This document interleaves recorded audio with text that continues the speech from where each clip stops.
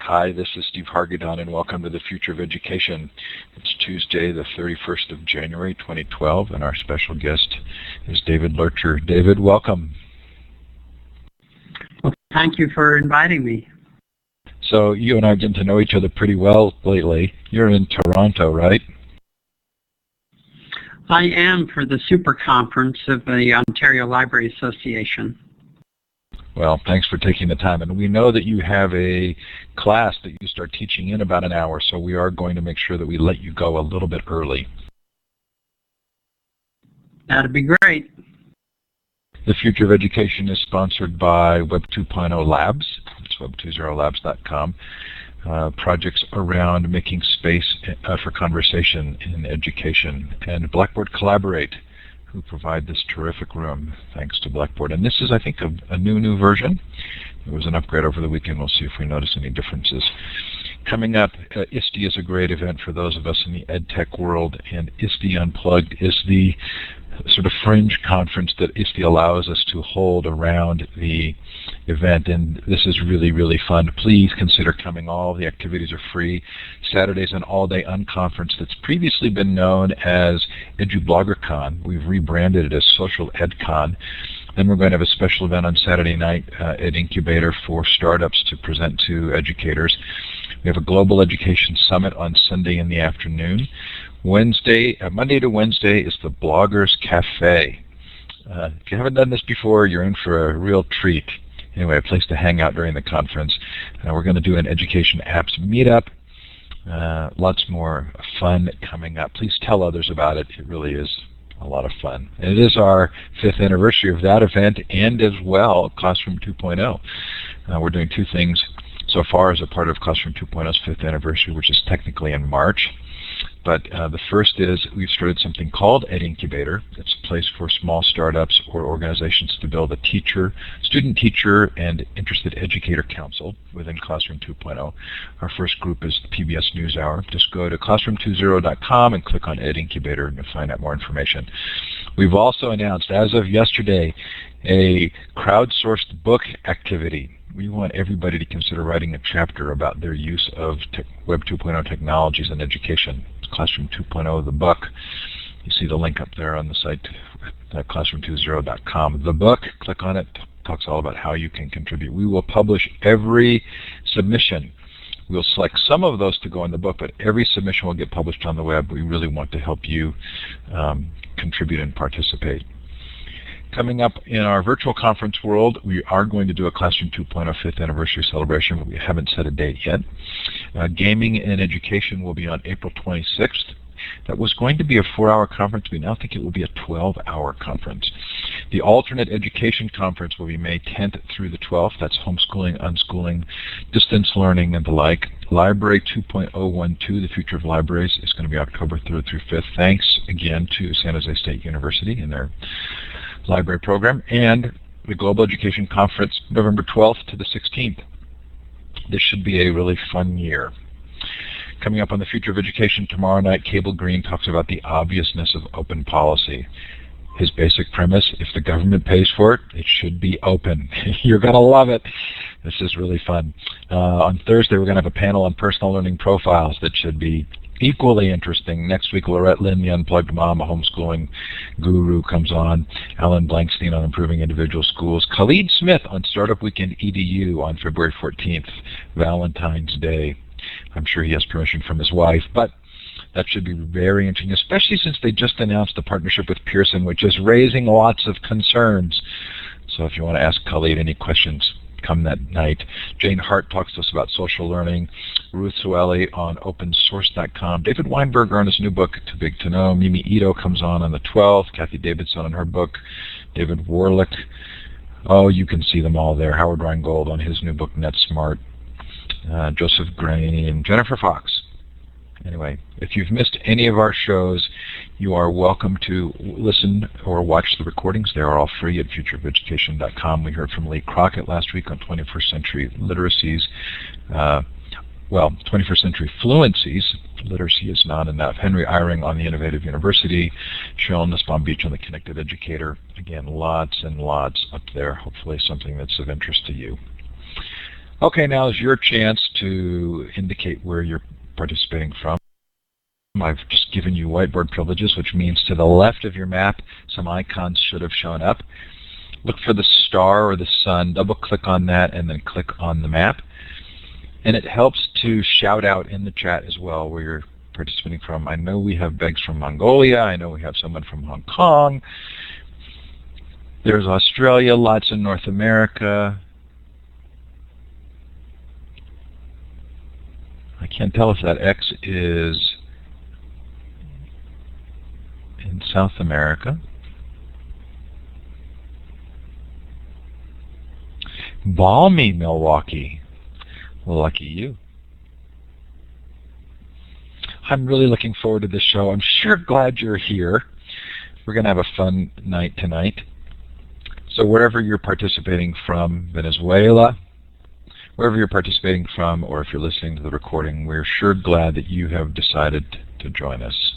Thank you for that. And you can keep putting notes in the chat while I move forward here. So David, as it turns out, I'm living in Park City this year, and you're a Salt Lake native, or you're in Salt Lake. You're actually a Park City native, aren't you? I am born and raised there for 20 years, milked cows on a farm. Well, as it turns out, I interviewed you remotely for a conference last year, and since then you and I have had lunch twice, and we actually roomed together for EduCon. So full disclosure, I know a fair amount about what you're doing, and as I ask these questions, I'm giving you a little bit of a platform for telling a story that I'm hoping you will tell. I've really enjoyed the association. At the core, it seems to me that you're a man with a vision. What is that vision? Well, of course, I've been in love with libraries and information science and technology for, a career. And, just in the last decade, even more recent than that, just new technology tools have emerged that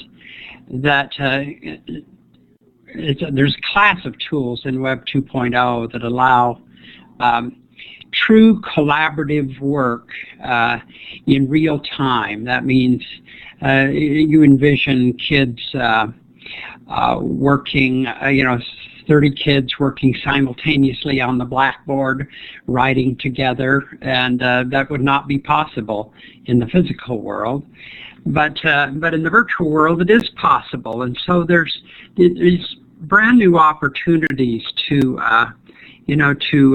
educate and allow kids to flourish in ways that we've never known before. So I keep thinking about how we should describe this period of time, because even though you're saying things that we haven't known before, these technologies are opening us up to pedagogies that are not necessarily new, right? Participation, active participation, collaboration. It's not new, but they're enhanced or expanded by the technologies. Is it your perception that this is opening new doors or reopening old doors? My perception is that it's actually opening new doors that we've never known before. We've all been through, schooling where we were to demonstrate our personal expertise, whether on a product we created, a term paper we wrote, or a presentation we could make. But now we enter the world of what I would call collaborative intelligence, where you come into a technology and you bring your personal expertise, but then together the group can build things that in real time, that's the point, in real time, that no individual could have brought. So I think it is an innovation, and we all know, an innovation is something brand new. So I would label it a period of innovation. In your own career, have your ideas around librarianship and the role of libraries changed? Well, enormously. Historically, libraries collected and they stored and they retrieved information and they provided reference assistance to try to help people work out of a collection that they had curated for a particular location. So, you go back to medieval times, the richness of the monastery was the number of books that it held. That was a bragging point. And the books were, of course, on vellum and that sort of thing. But now library is, I think Joyce Valenza announced at EduCon that she now has developed an app, a library app for her students there in her high school. So that means that the library has moved from, a storage space in a physical world to, right in your hand. And that requires a whole new response to, what libraries and librarians are all about. So let's not beat around the bush, because I love that. I love what Joyce has done there, and that was really exciting to see. And in one of your books, you actually have, in your treasury, you have an article titled "Librarians as Learning Specialists: Moving from the Margins to the Mainstream of School Leadership." And Peggy George in the chat says, libraries should be the hub of learning. Doesn't feel like that's the common narrative around libraries, even in this sort of new technology world. Well, I think, we all have stereotypes. Teachers have stereotypes of what their role is. Librarians have stereotypes, too, that we are shedding, or we have to shed, as the world changes. So, doctors used to do bloodletting, and that was so all the professions now are having to change midstream, so we have to rethink all the professions, and librarianship is one that we're saying, we still curate things. That is, we build collections that now are networked across the world, but we build up on top of those. It's not. We build the creative use of those collections in the creation of knowledge, rather than just furnish the materials upon which knowledge is then created by somebody else. We see ourselves as moving into the center of that knowledge building process, using the resources now of the world. So we're going to talk tonight about two of your ideas that link very intimately together. One is the learning commons, and the other is the personal learning environment. My sense is that this is a message, an really important message, but that you're having to preach it both to librarians and to those who hire and fire and make decisions about libraries, right? Well, of course, because as we reinvent ourselves, then we have to combat the ideas that the stereotypical ideas that keep us, hold us back. And so that's a real challenge, both not only to reinvent ourselves and to develop different types of skill sets, but then to broadcast that and demonstrate what that actually does in a school or learning situation, either face-to-face learning or totally online. So let's talk about your vision of the learning commons. If you would, deconstruct a little for us that word commons. Where does it come from and why is it important here? Well, the word commons is a historic term in the United States because in the center of town was a place that was an open space or park. If you've been in Boston, the Boston Commons is still there. And it was in this open space that really democratic thinking was expressed by everyone in the community. Everybody could come there, and everybody could talk, and everybody could participate, and that was a very important situation that allowed participatory government to really blossom, rather than the government of controlled by a king or a very few.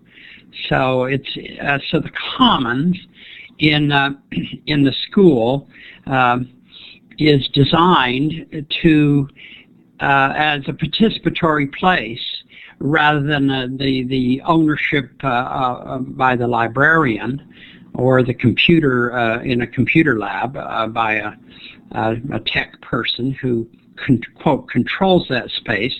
The Commons says open that ownership to the patrons and concentrate on teachers and students developing a sense of ownership where everybody can talk, create, build, think, change, grow, learn, all that sort. So we're thinking of a commons area, both in a physical location, in a school, but also in virtual space as well. Okay, and your vision of the Learning Commons as a physical space actually encompasses some decisions about how to use that physical space. I watched you look at some slides at EduCon that had lots of shelves with lots of books. What kinds of changes do you recommend making? Well, if you walk into many libraries, the first thing you notice is book stack after book stack after book stack. But in the modern library, the printed volumes are just a few of the information sources that are available, because so much now is digital, which you don't see. But if you walk into, let me just check, I'm hearing a little feedback, am I okay? That was probably me, sorry, I left my mic on. Okay, so if you walk into a library and you see bookshelf after bookshelf, your impression of looking at that is that it's a storage space, and then there might be some space for patrons doing things. And so kind of the motto of the Learning Commons approach is, if it doesn't move, does it really belong? So it's kind of clearing the area, so that the main space is a very flexible kind of space where lots is going. So it looks like a learning space, and it's very flexible. And so the furniture and chairs and tables of various shapes and kinds move around, so that when you'd walk in, you might see one configuration at 8 o'clock in the morning. By 10, it's a different configuration, and by noon, it's another one. And so we see the change is pretty radical for a lot of libraries to try to clear out that central space so that it's multifunctional by a wide variety of groups, and for numerous kinds of learning activities connected, mostly, so that the classrooms from around the school kind of move in there as a second space, or an additional classroom space, as almost without calendaring, although some are calendared, but it's open so that everybody can come and leave at their as their need dictates. So Chris makes a really interesting point in the chat, that there's a tension between sound and silence in library discussions. Is that the reflection of a tension between learning as individual and learning as social? And how do you figure out the balance? Well, of the learning commons that I've been in, well, what they try to do is build a lot of build or just arrange for various kinds of little alcoves, just kind of little spots that can be either small groups working together or individuals studying alone.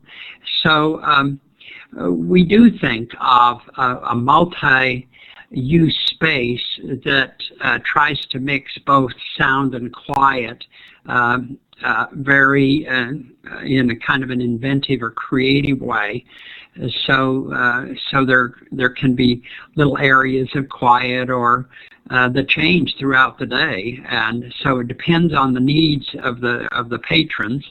And for example, in Valerie Diggs' Learning Commons, it just happens that they're kind of little corners, and they have glass kind of being the edge of the triangle that faces the main room from floor to ceiling, and just open space on each side. And so you can walk into that triangle, and kids use that either in silence or they use it as a small group, and the glass is just enough that it kind of blocks off that the adults can watch what's going on, but the kids can be doing either group work or individual work. So it's not an either-or kind of thing.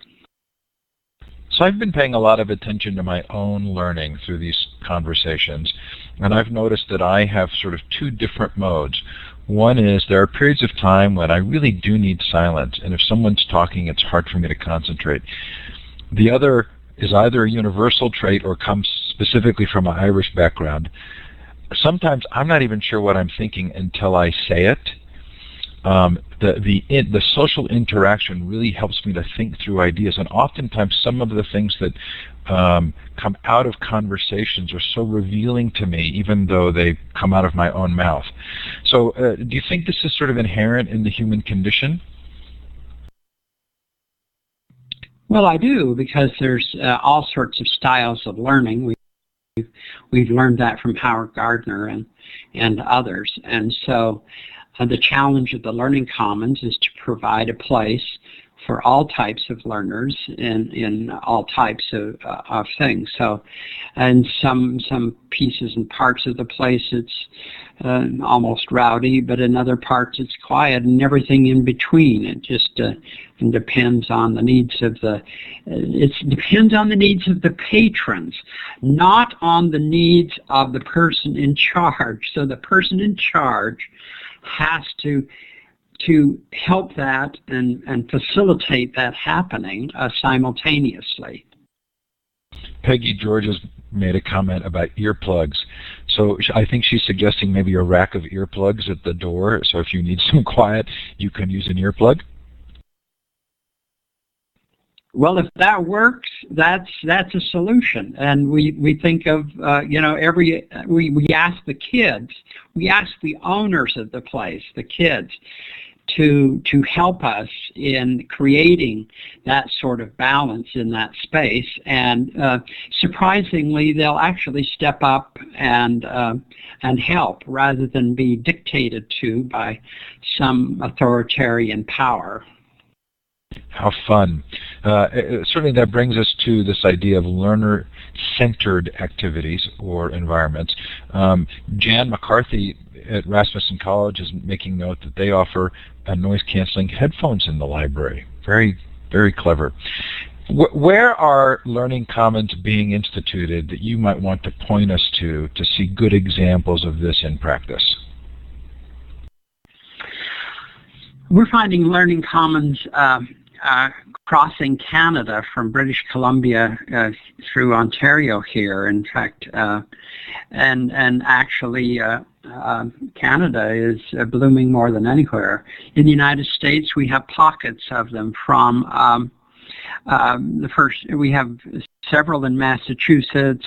We have in Ohio. We have a whole state. The whole state of Ohio has created a virtual learning commons for all the teachers of the state so that they can all join in participatory learning there. So it's spotlighted here and there, and if anybody wants to contact me, I could try to lead them and match them up with a place or a person. We try to feature a lot of these in the magazine that I edit called Teacher Librarian, so that people can become aware of who's doing what. And we have examples, I think a good elementary one in Georgia.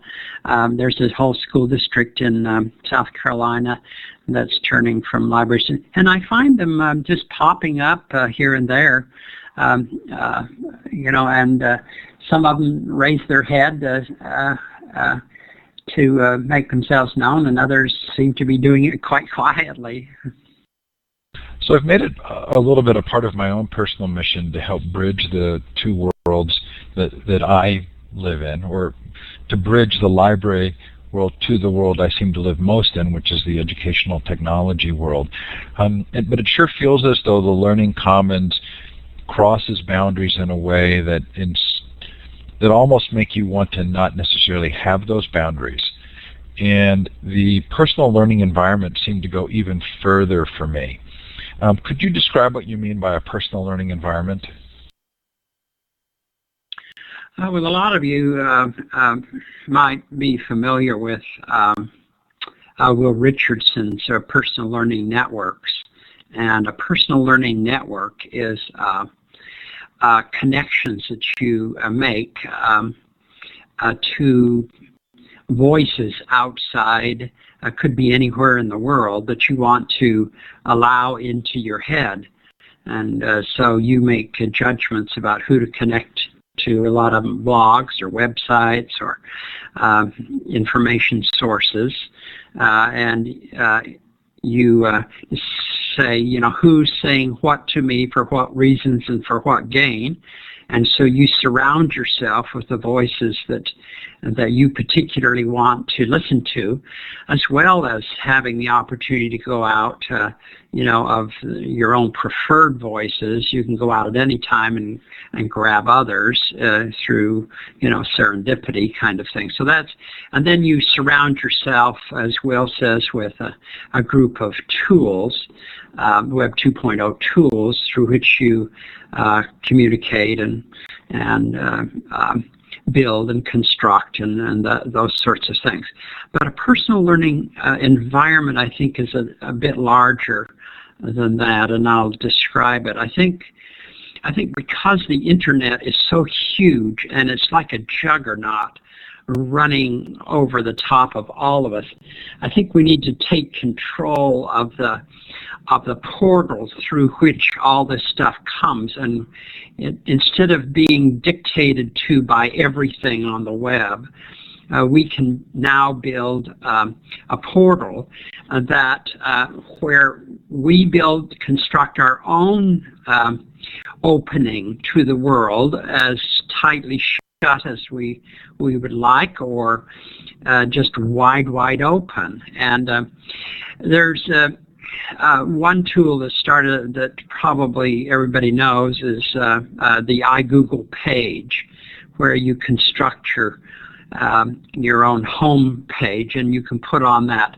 what you want. For example, a student might put their teachers, so that all their teaching classes are coming there, the weather, their personal, their social, their family kinds of things.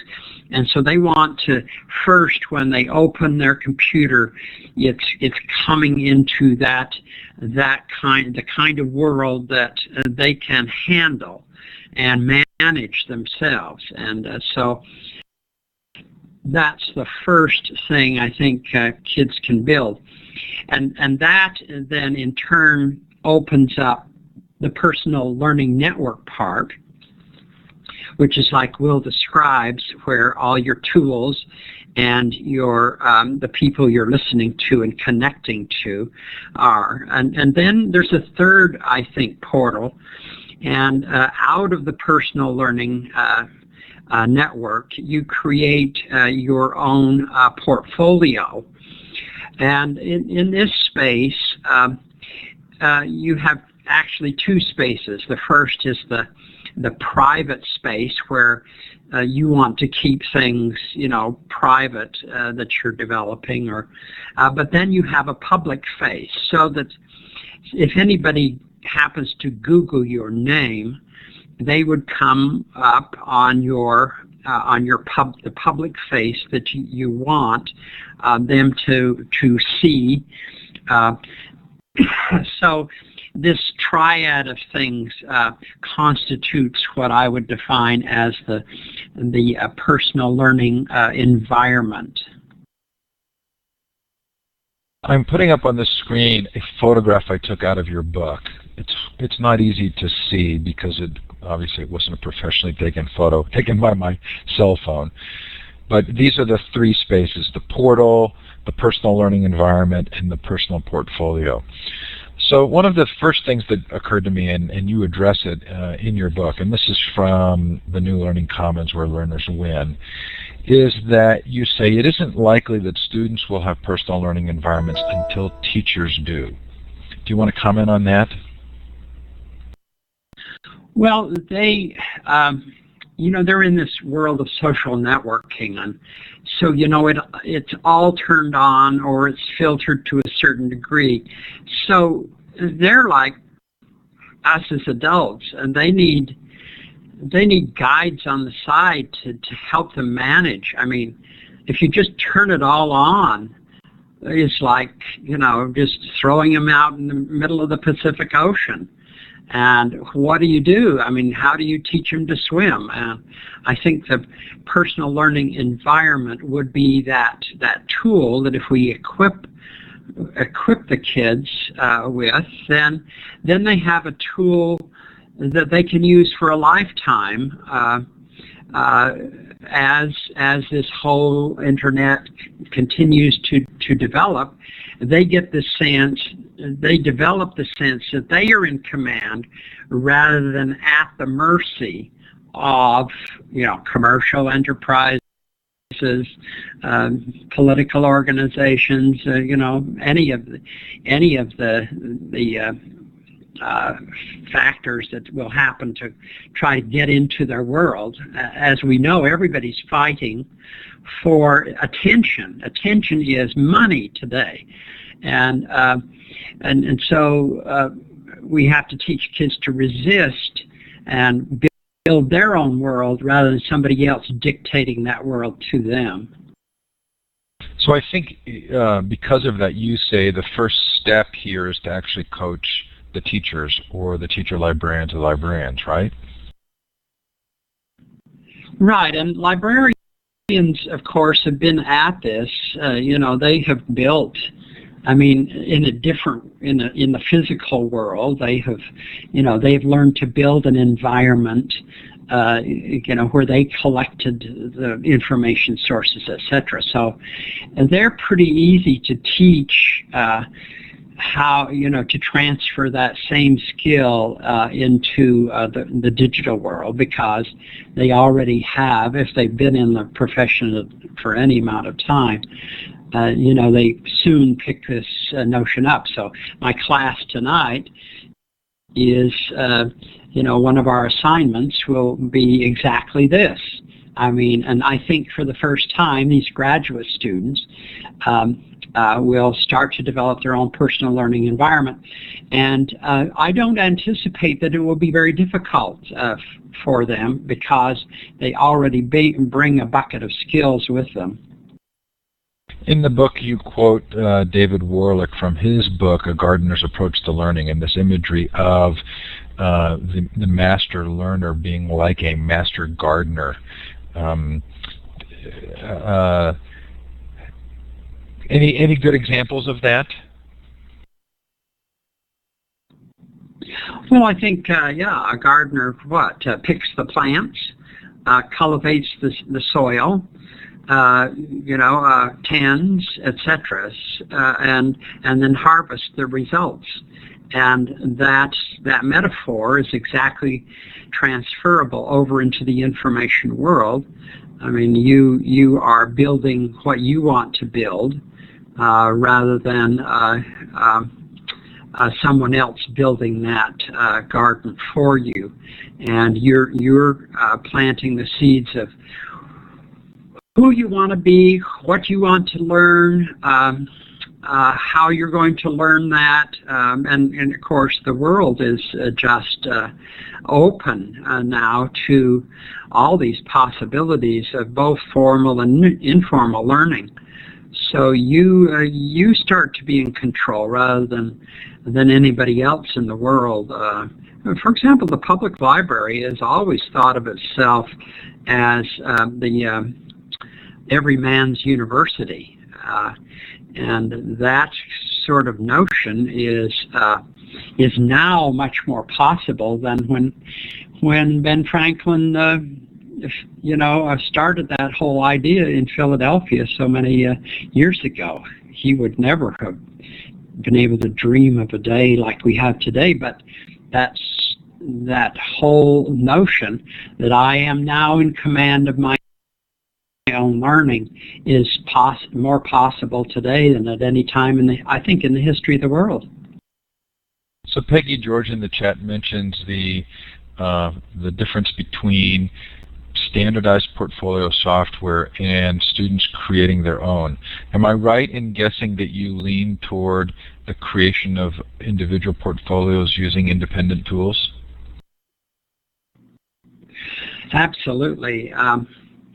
I don't like a lot of the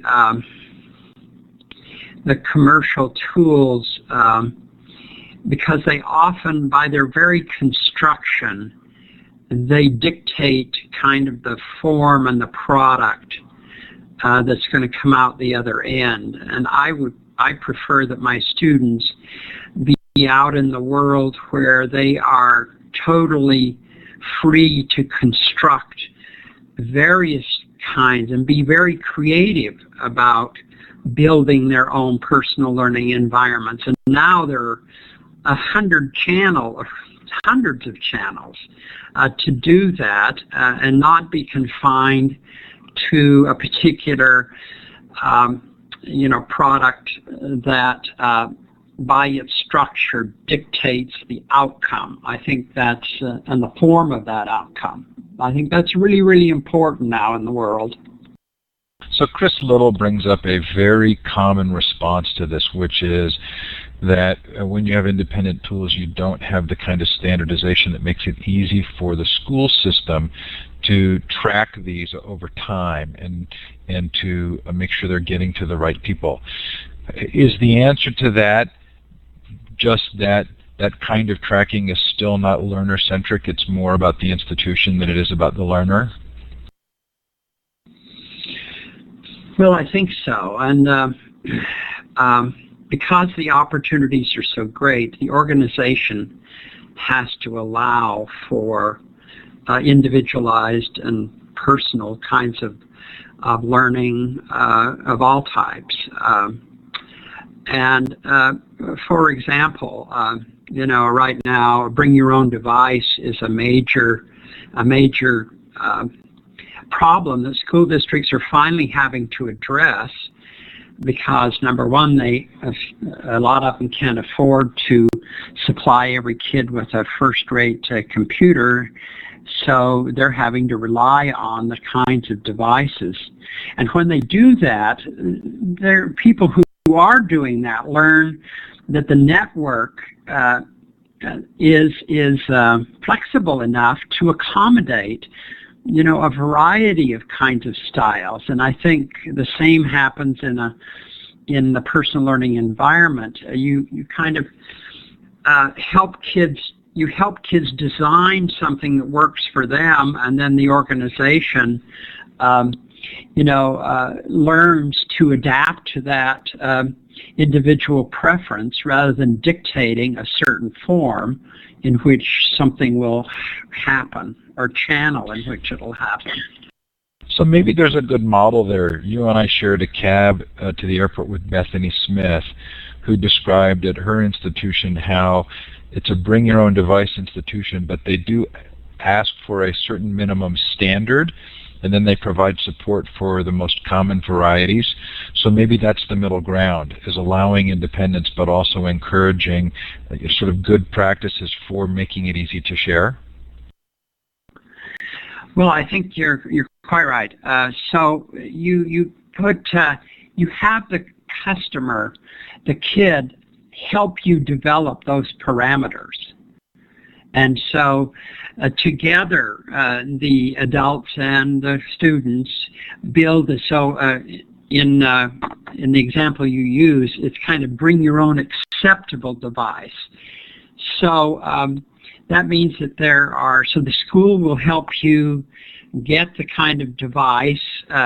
They'll help you get and they'll provide a list of acceptable devices.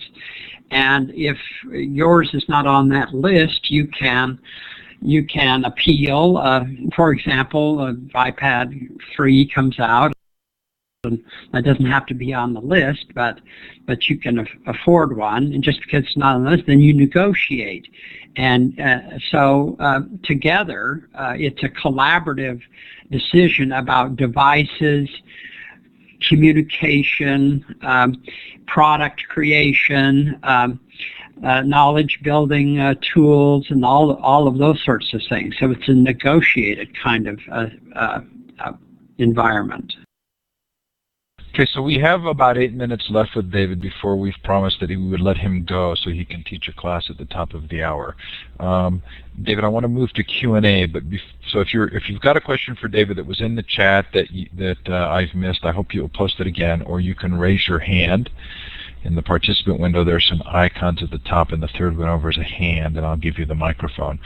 I do want to allow you to make a connection between the learning commons and the personal learning environment. How are the two related? Well, if we take the concept of the librarian who has all these curation abilities to bring information, knowledge, in all kinds of formats together, and then using that as a foundational bank, then that person is a leader in the school in pushing the development of these personal learning environments.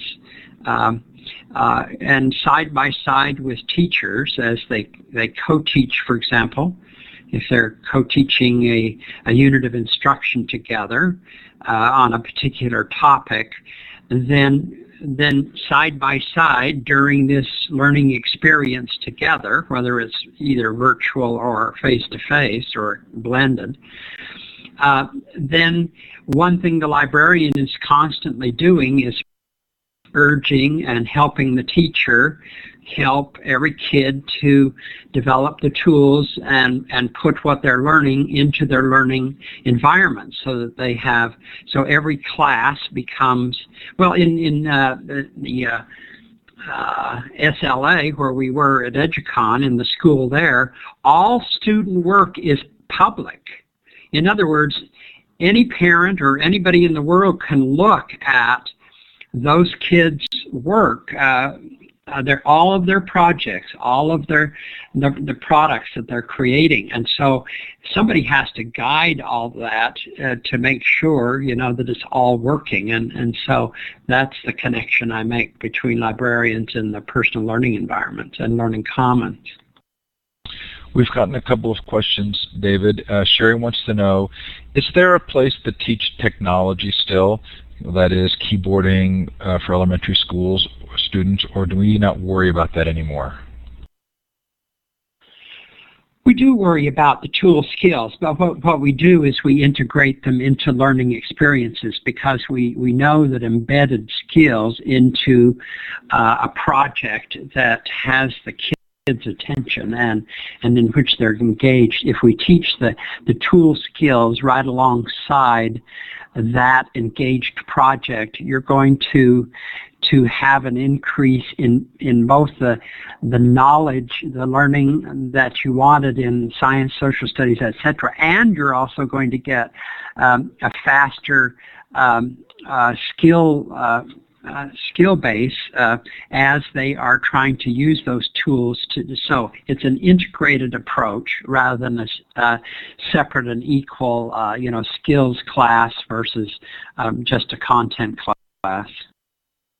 David, where does self-assessment fit into this picture? Well, it's getting to be more and more, because in your personal learning environment, if you know that what you're producing is a demonstration of your personal expertise and your ability to collaboratively produce materials with others, there's a constant set of reflection. I noticed at the Science Leadership Academy that the kids I interviewed there were regularly helping their peers as well as themselves develop excellence. And so it was a constant monitoring and reflection, just as a natural part of our whole learning experience. It's marvelous to watch that actually in action rather than just concentrate on, can I pass the major test at the end of the school year. So David, Joyce Valenza is in the audience, and there are some people who are making comments about not only students objecting to their work going public, but the parents objecting as well. And Joyce and I, and you and I, and some others had lots of conversations at EDUCAUN about the difference between trying to use practice, good practice, as an example to help make change take place, versus narrative stories about learning that need to be adopted more broadly. So in this sort of tension between good practice and narrative, what's the path forward for helping people to rethink libraries, librarianship, and learning? Is it just to continue to show good practice, or do we need to be thinking about telling different stories about learning, or how do we move this ball forward? All of the above. In other words, for an individual student, sure, there's private spaces where they are working and failing and working and stuff. But there's also an exhibition place where they're putting their best foot forward and making that public as part of their own portfolio. So, it's not one or the other. It's that I'm growing, developing, exhibiting, becoming, creating, and all of that stuff. And Joyce is a master at helping kids do that. She's the perfect example of helping kids build excellence into their learning, rather than it's the difference between fulfilling an assignment and really learning or mastering kinds of both personally and collaboratively. It's a wonderful new world, but it requires students to build a different skill set than just completing assignments.